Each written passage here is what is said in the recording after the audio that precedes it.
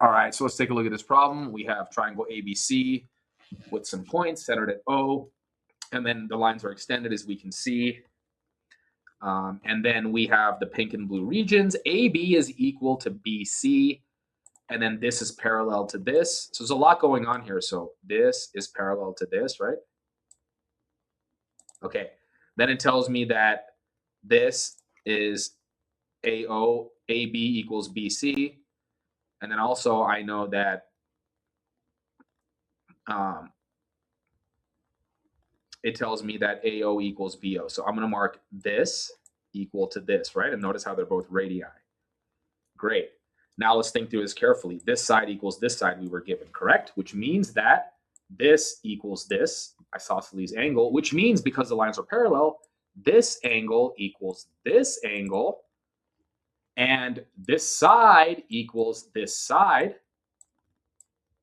Okay? So therefore, these two triangles are congruent, and therefore they make a straight line, these two angles, so they have to be 90 and 90. So we have to go through, I mean, that's really the reasoning to show that it's 90. It doesn't just happen to be 90 by looking at it. So we've justified it.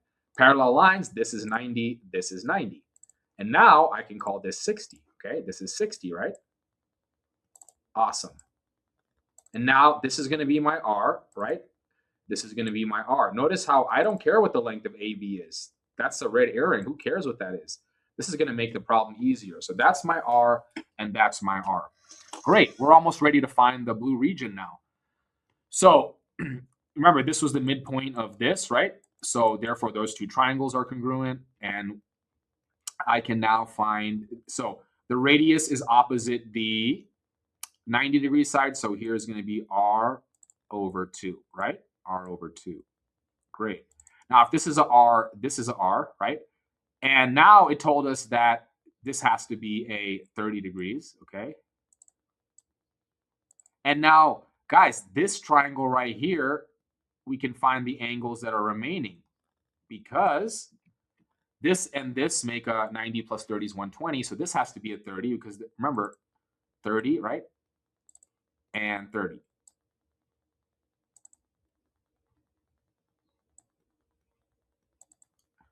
Right? Because this is equal to this. So the opposite angles are equal. Okay, great. Now I've justified it. So I'm almost ready to find. So this is my R over 2. So if this is my R, right? Yeah, this is my R. This is my 60-degree side, right? So opposite the 60 is an R. So then opposite the 30 is going to be R over root 3, right? So I'm going to put it over here. This is going to be R over root 3. Okay? R over root 3. There was a lot going on, but we got it. So now we can find the area of the pink region right there. It's going to be R squared over 2 root 3. 1/2 base times height. So it's R squared, right? I'll put it in pink so it's easy to follow. So the area of the pink is R squared over 2 root 3. Okay, cool. So we have that. Awesome. Now let's have careful reasoning. We're going to draw this to here. Hey, that's also a radius. So I'm going to call that R. All radii are equal. This side's obviously equal to itself, and we have a right. So we have hypotenuse leg. Therefore, I'm allowed to call this also 60, and this is my 30. So we're justifying everything, right? We're justifying everything. So to find this guy, it's going to be 120 over 3. My strategy is to find the sector and subtract off the triangle. Okay, great. So the sector is going to be 120 over 360. So 1/3, right? Pi. We have 1/3. Let me do it in blue. 1/3 pi r squared, right? Pi r squared over 3. Okay. Okay, good. Right. Now I have to subtract the triangle. So opposite the 30 side is this. So the 60 side is going to be r root 3 over 2. Okay. Now let's think about this carefully. Because I'm just finding the entire triangle, right? I'm finding the entire triangle. I'm just going to do base times height for half of it, right? I'm going to do base times half for half of it. So I get minus r squared root 3 r squared root 3 over 4. Okay? So, guys, this is my problem now. It's this over this, right? It's this over this. So, I'm going to multiply both sides by 12. Okay? We got it. So, we end up getting from that 6 over root 3. 6 over root 3. Excuse me. And then I get over 4 pi minus 3 root 3. Okay? 4 pi minus 3 root 3. Now we're going to rationalize this. So root 3, root 3. So 6 over 3 is 2. So I have 2 root 3, right? 2 root 3 over 4 pi minus 3 root 3. So it's a learning opportunity. This is not meant to be, this is a little bit beyond a realistic SAT question, but it's a great, great problem to learn from, okay? So final answer is this, and notice how it's going to match this, right? We can say it's an 820 level problem, okay? All right, again, you're going to see a question you probably haven't seen before. Of course, you're going to have seen a similar one, but again, the key to answering the next one is conceptual understanding, okay? Conceptual understanding. The square map has side lengths of 70 inches and 1 inch on the map represents 29 miles. On the actual region, a larger scale drawing of the map is created by increasing each side by p%. On the larger map, 1 inch represents 29 over 5 miles on the actual region. What's the value of p? So let's have a discussion here. Original side length of the map is 70 inches, correct? And that's 170. And so 1/70th is 1 inch. So the entire length is 70 times 29. Now, what happens if the square doubles? What I mean by double is not the area. What if the side lengths double? Think about it. If the side lengths double, then 2 inches has to be 29 miles. And 1 inch has to be 29 over 2 miles. If the side lengths triple, then 3 inches equals 29 miles. Why? Because 3 inches becomes 1/70th of it. So if I triple it, 3 inches is 29 miles and 1 inch is 29 over 3. You're seeing a pattern? So if I times each side length by 5, 5 inches represents 29 miles and 1 inch represents 29 over 5 miles. So I had to increase the side lengths by a factor of 5. So times 5 is a 400% increase. So the answer is D. Interesting, because I feel like equations could probably get you going in the wrong direction here. So just think it through structurally and you got this. If you double the side, it becomes 1 inch becomes 29 over 2. Now, if you half it, what happens if the square map becomes 35 inches, right? Now 1 inch, then half an inch represents 29 miles and 1 inch is going to represent 58 miles. So think about this problem. You could learn a lot from it without even writing anything down, okay?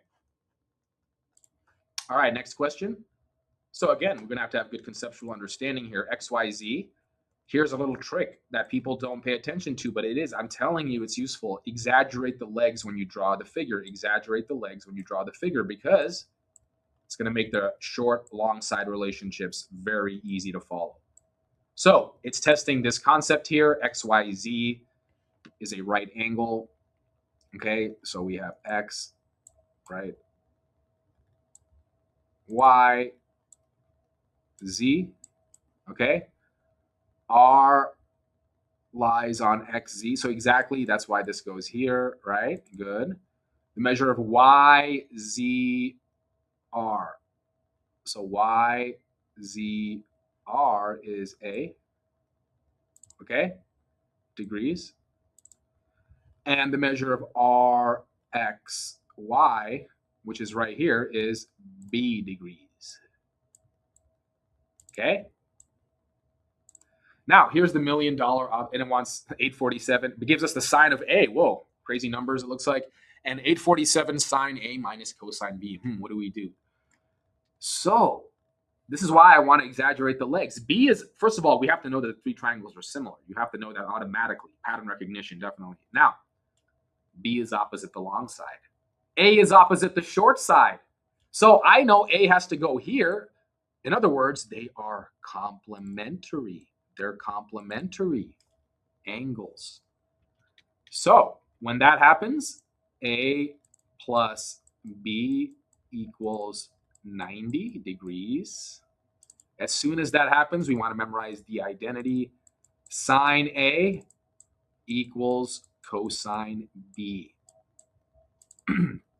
So guess what? They're equal to each other. So sine A minus cosine B is 0. 0 times 847 is 0. Final answer is 0. Okay? This comes from the identity sine x equals cosine 90 minus x, so you can play around with that if you want. But look, for the SAT, you have to know it right away. So the student who knows it and may not be as brilliant as the student who's going to derive it is going to be better for the SAT as far as the SAT is concerned. So that's why it's a test of pattern recognition, really, okay? And shortcuts, they really, really help. You know how many students run out of time? They know all the questions, but they run out of time because they don't have the most efficient method. All right, question 4. Again, conceptual question. Looks a little nasty, but it's going to, remember, all problems that look bad are going to collapse on the SAT. So we want to complete the square here. I wrote the equation in here. So we're going to have x minus what? 5j over 2, right?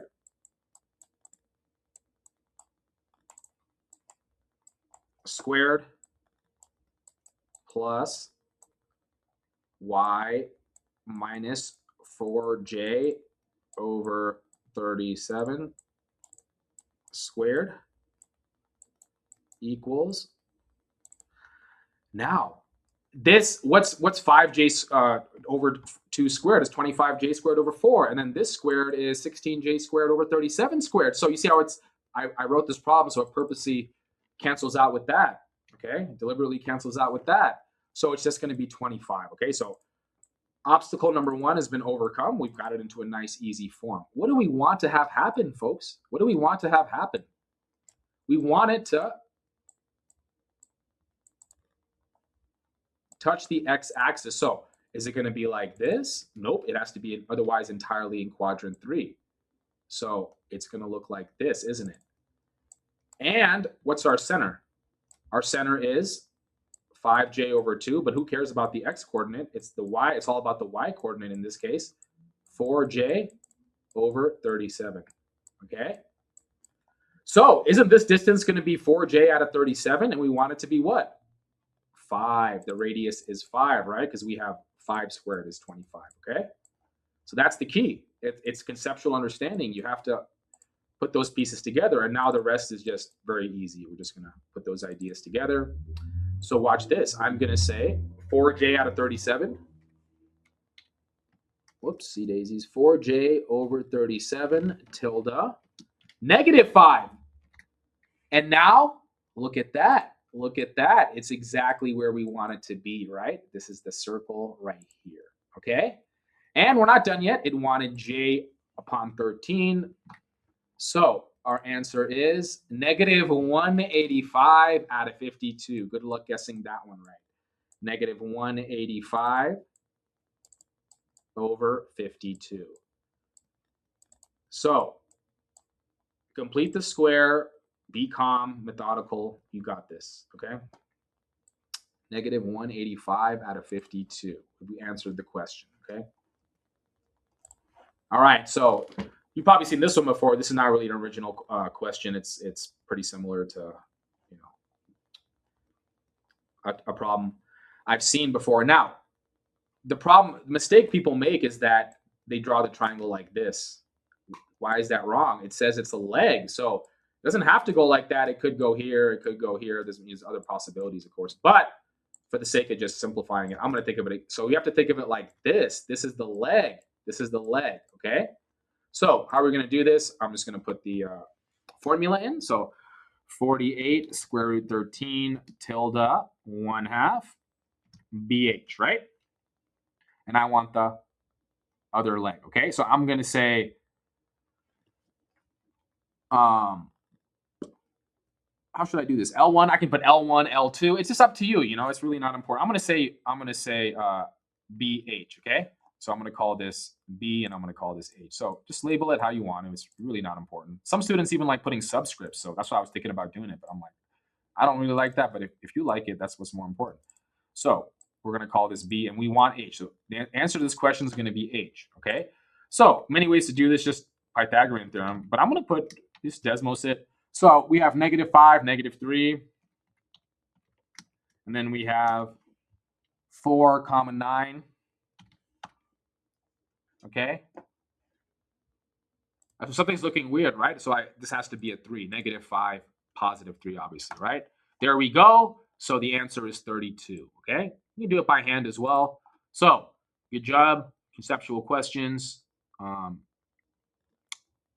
You can obviously just pause the video if you want to see the full question at once, but work through them. It's okay to rework problems. That's an underrated strategy until you really understand not just the answer, but the concept. Okay. And try to design your own question. Say, okay, let me make the map grow by 387%. And just try to answer that question. Okay. That's how you get better. Good job.